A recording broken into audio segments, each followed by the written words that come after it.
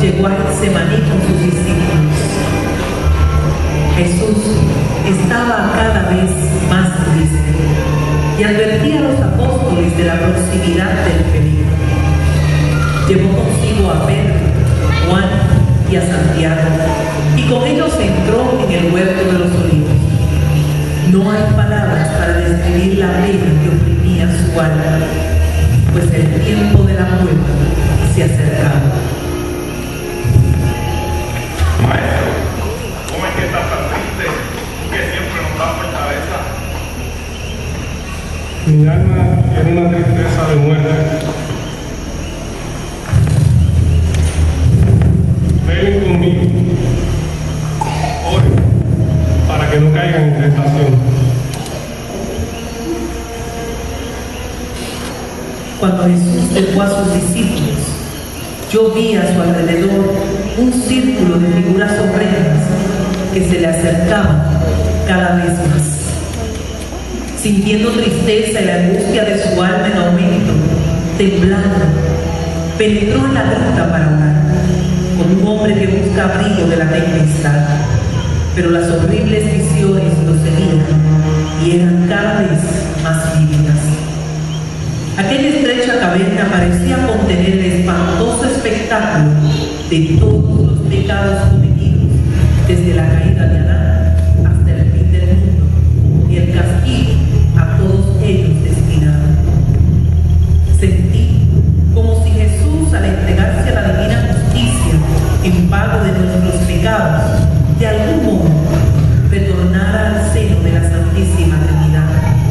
Así, concentrado todo él en su pura, amante, inocente humanidad, armado solo de la fuerza de su amor inefable, la sacrificaba las angustias y los padecimientos.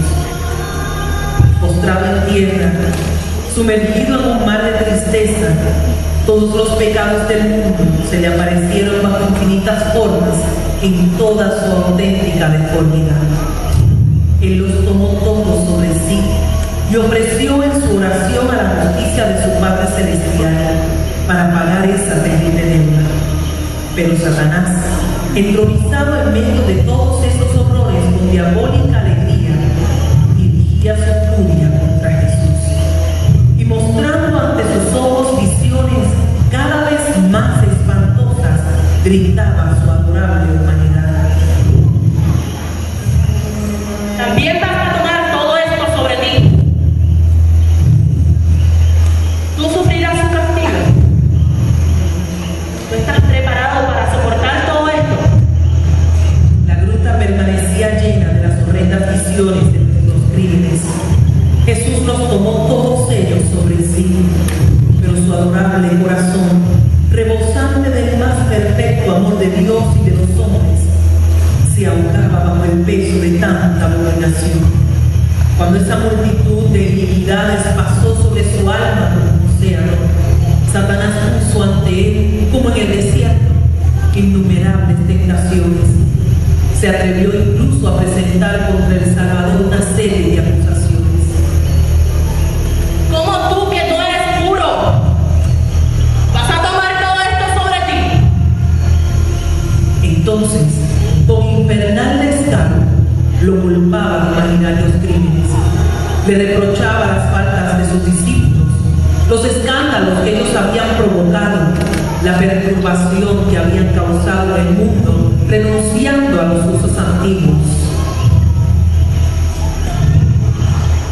Por tu culpa fueron degollados inocentes y causaste el dolor de sus padres en Egipto. No salvaste a Juan el Bautista de la muerte. Has desunido de familias. Tú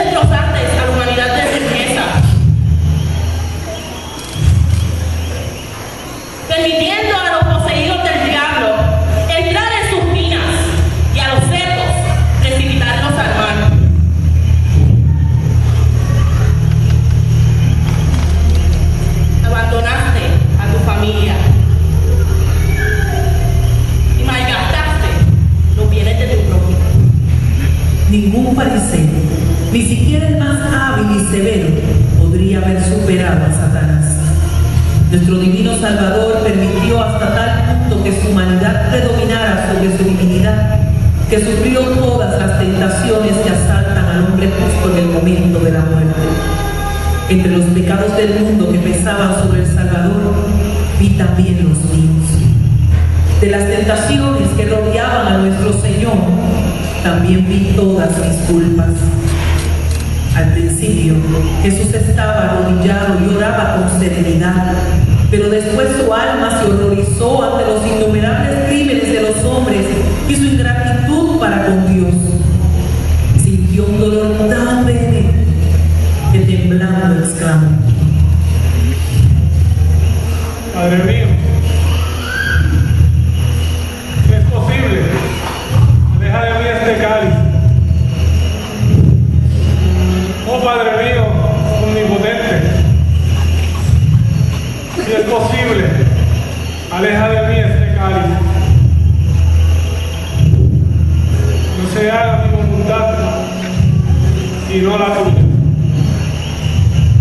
El lugar donde él estaba de rodillas estaba lleno de formas espantosas, de todos los pecados, toda la maldad, todos los vicios, todos los tormentos, todas las ingratitudes que oprimían al Salvador.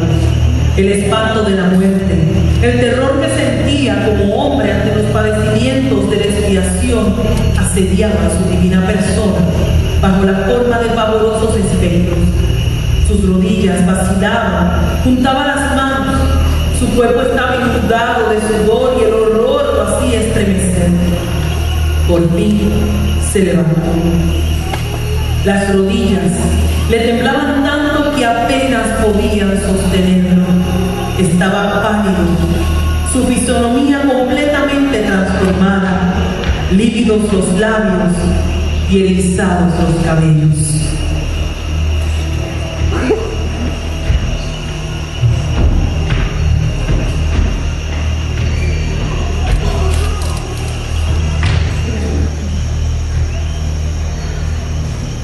Pedro, no han podido velar conmigo ni siquiera una hora. Maestro, ¿qué te pasa? ¿Debo llamar a los demás discípulos? ¿Debemos subir? No. Si tuviera que predicar durante 33 años más, no me daría el tiempo para lo que tengo que hacer de hoy a mañana. No llames a los demás, pues ellos no entenderían. Ustedes me han visto en la oscuridad y me han visto transfigurado. Más bien, velen conmigo, oren para que no caigan en tentación.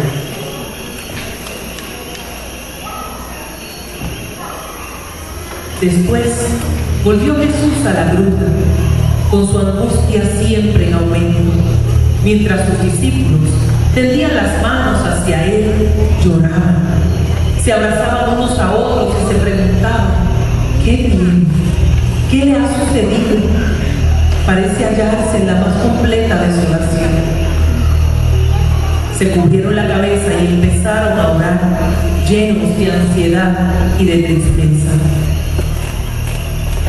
Jesús vio en toda su amplitud y amargura el padecimiento expiatorio requerido para satisfacer la justicia divina. Esto le fue presentado por los ángeles, pues no corresponde a Satanás enseñar que la expiación es posible. El alma de Jesús contempló todos los padecimientos futuros de sus apóstoles, de sus discípulos y de sus amigos. Vio la iglesia primitiva, tan pequeña, y luego, a medida que el número de sus seguidores se iba incrementando, vio llegar las herejías y los cismas, la nueva caída del hombre por el orgullo y la desobediencia.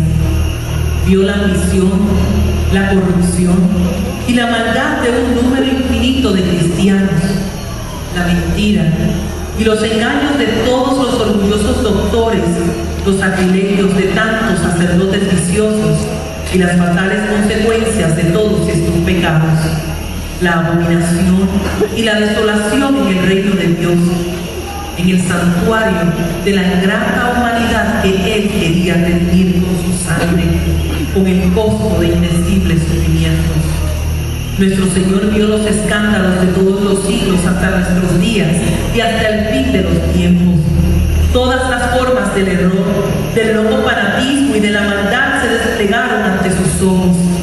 Vio todos los apóstatas, todos los herejes, los pretendidos reformadores con apariencia de santidad, los corruptores y los corrompidos de todas las épocas, ultrajándolo y atormentándolo como si a sus ojos no hubiera sido suficientemente crucificado, o no hubiera sufrido tal como ellos entendían el sufrimiento o se lo imaginaban.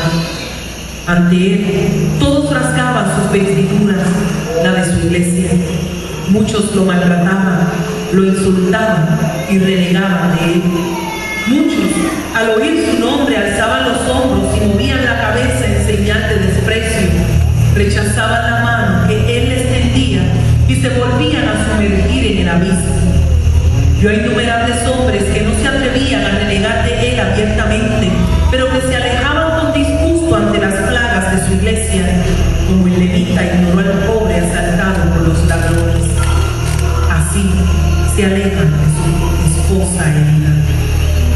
Vio todos esos hombres tantas veces alejados de la verdadera viña y tendidos entre los racimos silvestres, y tantas otras como un rebaño extraviado, abandonado a los lobos, conducido por mercenarios a los malos pastos y negándose en cambio a entrar en el rebaño del buen pastor que da su vida por las ovejas. Todos ellos erraban sin patria en el desierto, entre tormentas y arena. Estaban determinantemente obstinados en no ver su ciudad edificada sobre la montaña, donde no podía esconderse, la casa de su esposa, su iglesia, erigida sobre la roca junto a la cual había prometido permanecer hasta el fin de los tiempos. Edificaban sobre la arena chozas que continuamente hacían y deshacían, pero en las cuales no había ni altar ni sacrificio. Colocaban veletas sobre los tejados y sus doctrinas cambiaban con el viento. Vi a Satanás, que le arrebataba con violencia toda la multitud de hombres redimidos con su sangre y santificados por la unción de su sacramento. El Salvador vio con amargo dolor toda la ingratitud, toda la corrupción de los cristianos de todos los tiempos. Y durante esas visiones, el tentador no cesaba de repetirle: ¿estás decidido a sufrir por esos ingratos? Mientras las imágenes se sucedían a una velocidad tan vertiginosa que una angustia indecible oprimía su alma, Jesús, el primogénito de Dios, el Hijo del Hombre que se debatía y suplicaba, caía de rodillas, abrumado y su voluntad humana libraba un combate tan terrible contra su repugnancia a sufrir de un modo tal por una raza tan ingrata. Un sudor de sangre empezó a caer de su cuerpo a grandes gotas sobre el suelo. Jesús, en su angustia, levantó su voz y gritó de dolor: Padre mío, tengo que sufrir por esta raza tan ingrata. Oh Padre mío, si es posible, aleja de mí este cáliz. No se haga mi voluntad, sino la tuya.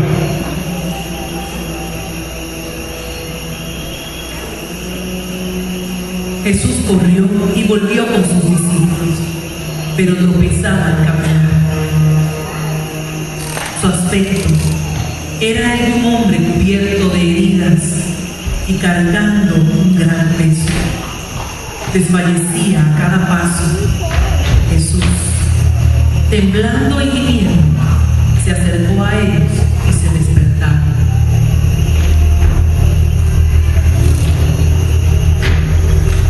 Levántese.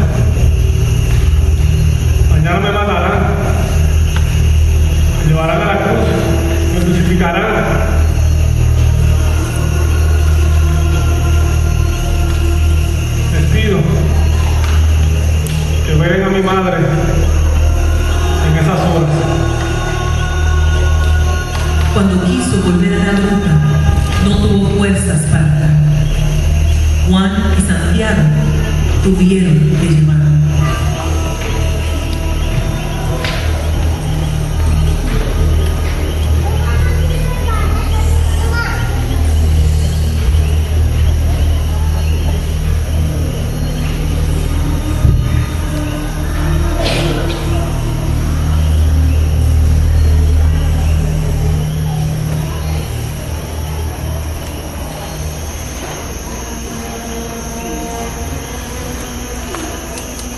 En aquel momento, los 8 apóstoles fueron a la cabaña de ramas de Getsemaní, conversaron entre sí y acabaron por dormirse. Se sentían indecisos, desanimados y atormentados por la tentación. Todos ellos habían buscado un lugar en donde refugiarse en caso de peligro y se preguntaban con inquietud: ¿qué haremos nosotros cuando lo hayan matado? Hemos dejado todo por seguirlo. Somos pobres y rechazados por todos. Nos hemos dedicado totalmente a su servicio y ahora Él mismo está tan abatido y abandonado que no podemos encontrar en Él ningún consuelo. El resto de los discípulos habían estado yendo de un lado a otro y habiendo oído algo de las espantosas profecías de Jesús, la mayoría de ellos se había retirado a Betania.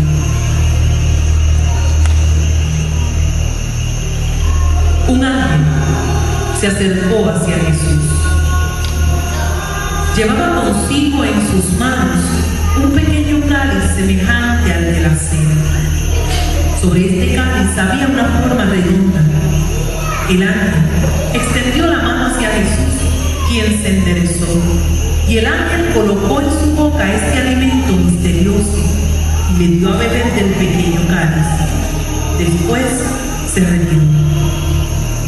Tras haber aceptado Jesús libremente el cáliz de sus padecimientos y haber recibido una nueva fuerza, permaneció todavía algunos minutos en la gruta, absorto en una tranquila meditación y dando gracias a su Padre Celestial.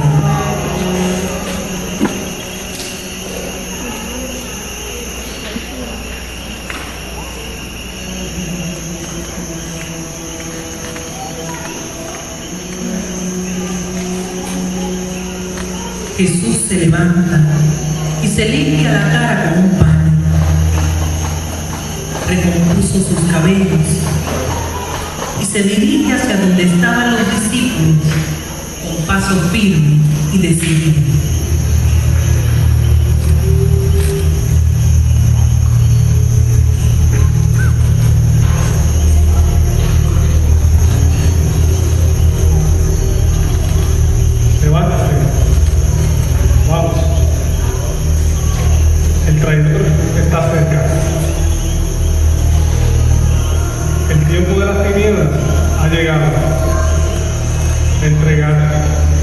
Sin ninguna resistencia, vayamos a su encuentro.